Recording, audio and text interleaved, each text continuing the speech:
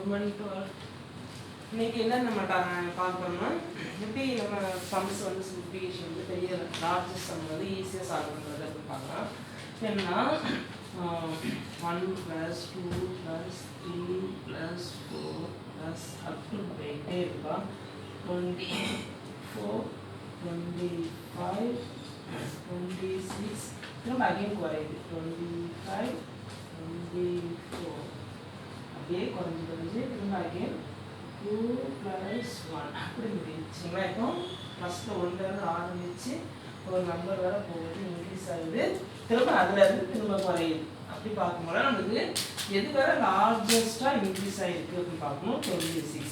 So 26 வரை ஹையஸ்ட்டாக increase ஆகிருக்கு. So 26 square நம்மளுக்கு என்ன வரப்போகுதுன்னா 676.